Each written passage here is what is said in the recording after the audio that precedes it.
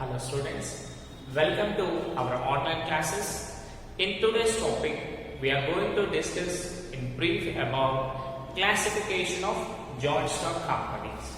We know joint stock company means a voluntary association of persons joined together in order to form a big business activities. Right? Let us discuss. Based upon the formation of company, we have several joint stock companies are established. The first one is chartered company. Chartered companies are those companies which are formed by the Royal Charter. Here, there will be an association of investors and shareholders, and they take rights from the Royal Charters for the purpose of trade and colonization. Okay. These companies we call it as Royal Charter. Simple గా చూడండి, share holders plus investors ఉంటారు. వీళ్ళు ఏం చేస్తారు, royal assent that is king or queen ఉంటారు కదా, వాళ్ళ permission తీసుకొని ఒక బిజినెస్ ని స్టార్ట్ చేశారనుకోండి, వాటిని మనము రాయల్ చార్టర్ అని పిలుస్తాము. సపోజ్ ప్రజెంట్ గా చూసుకుంటే మన ఇండియాలో ఇలాంటి కంపెనీస్ ఏమీ లేవు. బట్ బిఫోర్ ఇండిపెండెన్స్ మనకి ఈస్ట్ ఇండియా కంపెనీ ఉండేది కదా, వాటిని మనము చార్టెడ్ కంపెనీస్ అని పిలుస్తాం. సో ఇక్కడ ఎగ్జాంపుల్స్ ఆఫ్ చార్టెడ్ కంపెనీస్ చూసామనుకోండి, అంటే కింగ్ అండ్ క్వీన్ అసెంట్తో, అంటే వాళ్ళ పర్మిషన్తో వచ్చిన కంపెనీస్ చూసామనుకుంటున్నా, bank of England and East India company, both is are royal chartered companies because they are established with permission of kings and queens. But presently మనకి kings and queens ఉన్నారా, లేదు. So these companies also not there in our India.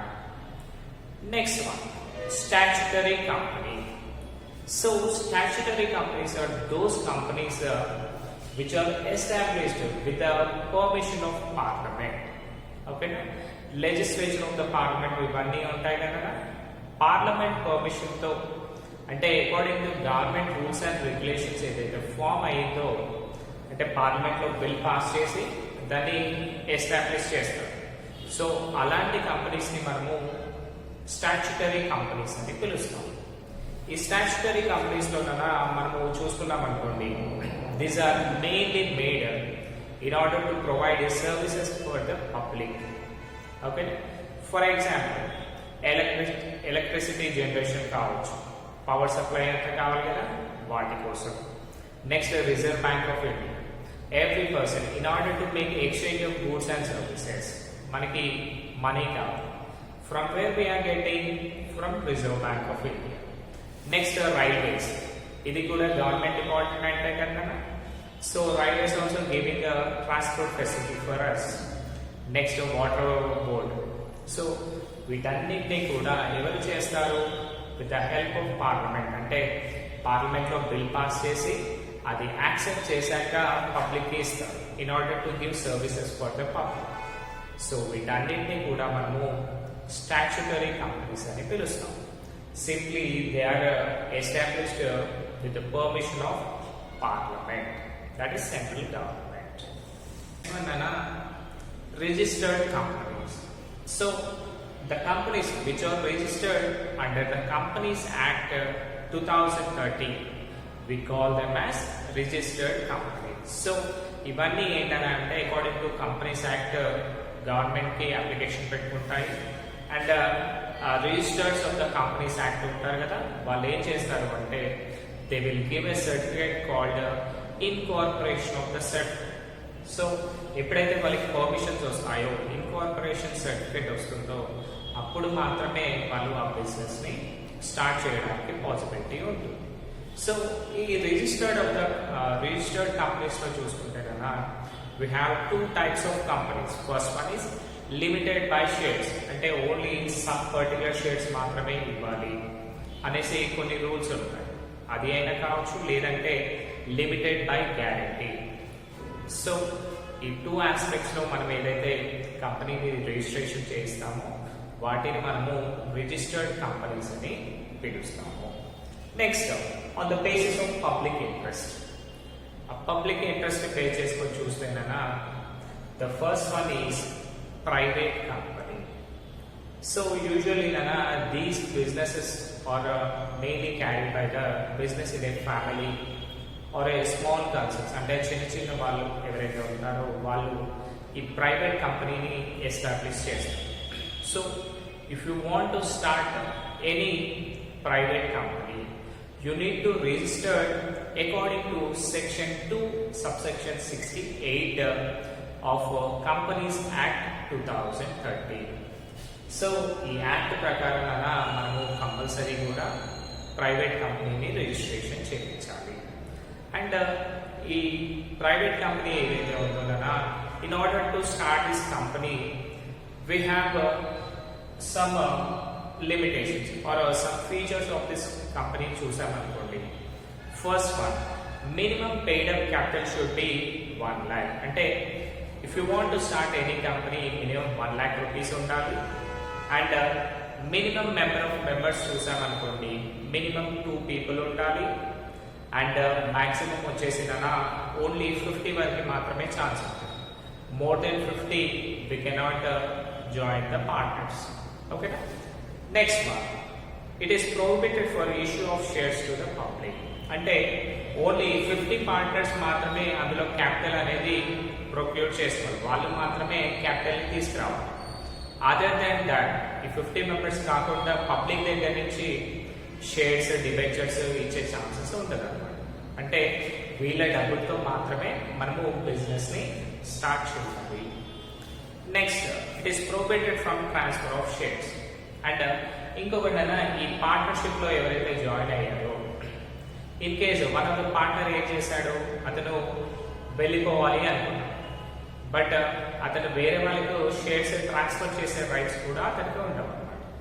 Just ఒకవేళ వెళ్ళిపోవాలి అంటే అతని percentage of share తీసుకొని ఆ మనీని తీసుకొని వెళ్ళాలి తప్ప అతని ప్లేస్లో ఇంకొక పర్సన్ని జాయిన్ చేయడానికి ఛాన్సెస్ ఉండవు. ఓకే, సో ఇవన్నీ కూడా ఫీచర్స్ ఇందులోనే చూసుకుంటే, and if you go with the name of the company before start entering the name, అంటే మనం ఏదైనా పేరు పెట్టే ముందు కంపల్సరీ అక్కడ ఏం చేయాలి అంటే ఆ నేమ్ పక్కన ప్రైవేట్ లిమిటెడ్ అని కంపల్సరీ కూడా మెన్షన్ చేయాలి. So this is one of the rule of private company. Okay, now let us go with the next, that is small start చేయాలి అంటే according to section 2 subsection 85 of Companies Act 2013 ప్రకారము మనము small కంపెనీస్ని establish చేసుకోవచ్చు. ఈ small కంపెనీస్లో maximum వచ్చేసి 50 lakhs వరకు మాత్రమే అక్వైర్ చేసుకోవాలి. అంటే 50 lakhsలో మాత్రమే బిజినెస్ని స్టార్ట్ చేయాలి, అంతకుమించి ఎక్కువ క్యాపిటల్ ఉండడానికి వీల్లేదు. But in case you are getting permission from the government, permission లేకపోతే 50 lakhs మాత్రమే ఉండాలి. And in case if you are getting any special permission, maximum మీరు ఆ 50 lakhsని కాస్త 5 crores వరకు ఇన్వెస్ట్మెంట్ తీసుకోవచ్చు, అంతకు మించి బిజినెస్ అనేది చేయకూడదు. అంటే 50 lakhs అనేది మ్యాక్సిమం యాక్చువల్గా. If permission got we can raise up to 5 crores, but not more than that. Next one, ఆ కంపెనీ టర్న్ ఓవర్ ఏదైతే ఉందో అదేంటన్నా it should not exceed 2 crores. ఓకేనా, మినిమం మ్యాక్సిమం 2 crores వరకే దాని యాన్యువల్ టర్న్ ఓవర్ అనేది ఉండాలి. అండ్ ఇన్ కేస్ మీరు పర్మిషన్ కనుక తీసుకున్నారనుకోండి, ఏం చేయొచ్చు, you can make a turnover of 20 crores in that business. Okay, permissions unte one figure, without permission one amount. So next one one person companies. So in name lone manakadu, so the companies which are started as per the Companies Act 2013 start chestamu. ఇందులో ఏంటంటే this is also one of the company, but ఇందులో only single person మాత్రమే ఆ total బిజినెస్ని lead చేస్తూ ఉంటాడు. ఓకేనా, and just for the sake of documents కొంతమంది డమ్మీ పీపుల్ని పార్ట్నర్స్గా జాయిన్ చేసుకుంటారు. ఓకేనా, సపోజ్ మీ ఇంట్లో చూసారనుకోండి, ఫాదర్ ఏదైనా బిజినెస్ స్టార్ట్ చేశారు, ఓకేనా. So he is the only person who is doing all the business. But ఏంటి, అకార్డింగ్ టు గవర్నమెంట్ ఏం కావాలి, వాళ్ళకు షేర్ హోల్డర్స్ కావాలి కదా. సో మీరు చదువుకుంటున్నారు, మైనర్ పార్ట్నర్గా మిమ్మల్ని జాయిన్ చేస్తాడు, మీ మదర్ ఇంట్లోనే ఉంది బట్ ఆమెని కూడా జాయిన్ చేస్తారు. అంటే వీళ్ళేంటి, డమ్మీ పార్ట్నర్స్ అన్నమాట. అంటే అందులో ఎలాంటి నాలెడ్జ్ కానీ నెక్స్ట్ అందులో ఎలాంటి వర్క్స్ చేయరు, బట్ కంపెనీ దృష్టిలో మాత్రం they will be treated as partners. So ఈ 1% కంపెనీస్లో ఏమవుతుందన్నా, టోటల్ 1% లీడింగ్ తీసుకుంటున్నాడు కదా. జస్ట్ నామినల్గా అంటే డమ్మీ పర్సన్స్గా ఉంటారు.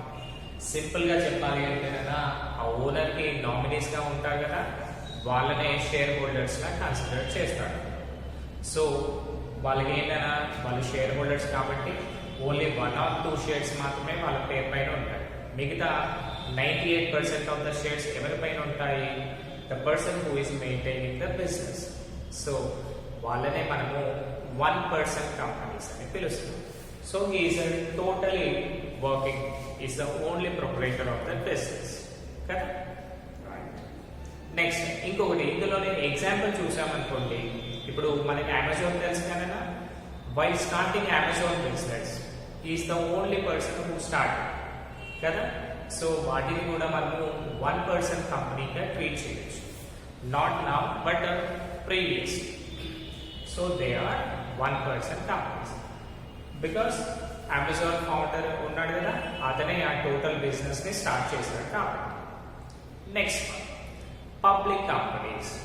So public companies are those companies which are started in order to take some big business activities. అంటే గవర్నమెంట్ అసెంబ్లీ నుంచి వచ్చిన అనమాట. సో ఇవన్నీ కూడా ఎలాగా అంటే అకార్డింగ్ టు కంపెనీస్ యాక్ట్ 2013 ప్రకారము మనము ఈ పబ్లిక్ కంపెనీని స్టార్ట్ చేస్తాము, that is government companies. So ఇందులో కనుక చూసుకుంటే in order to start any public company we need a minimum capital of 5 lakh rupees. Okay, minimum 5 lakh rupees unali, and number of shareholders, minimum number of shareholders చూసామనుకోండి 7 members ఉండాలి, and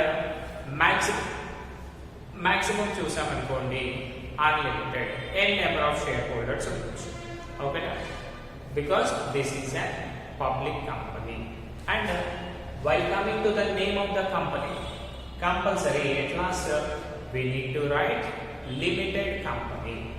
Okay, private limited లో ఏం చేసాము, PVT limited అంటే private limited అని రాసాము. ఇక్కడ ఇది public company కాబట్టి లాస్ట్ ఓన్లీ లిమిటెడ్ అని మాత్రమే ఉంటుంది. So based on the company name we can find either it is a public company or a private company. For examples ఇప్పుడు మనం చూసామనుకోండి, స్టీల్ అథారిటీ ఆఫ్ ఇండియా ఉంది కదా, steel authority of India limited అంటే that is a public company.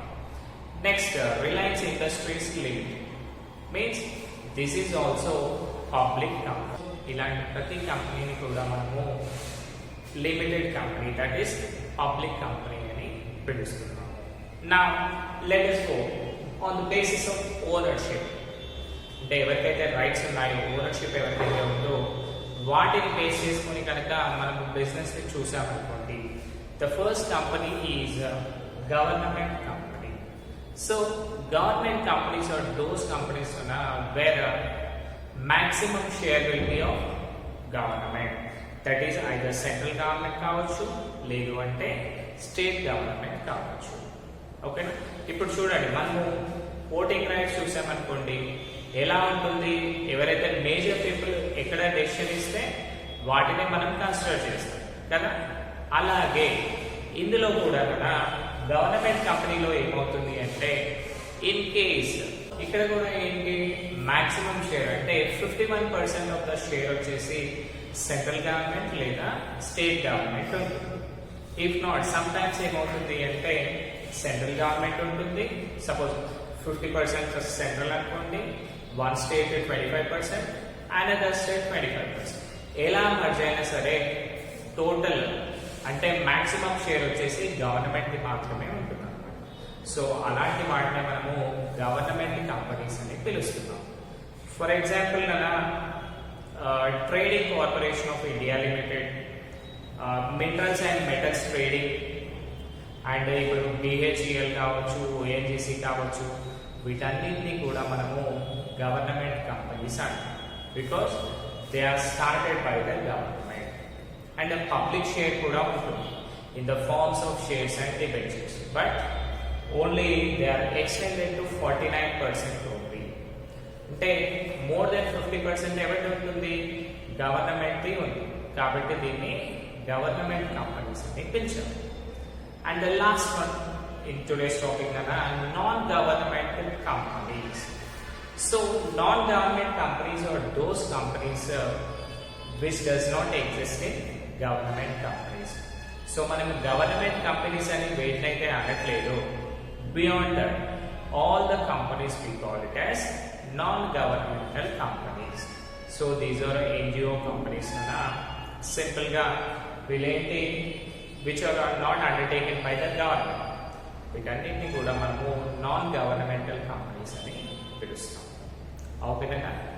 So hope you all understood the session. These are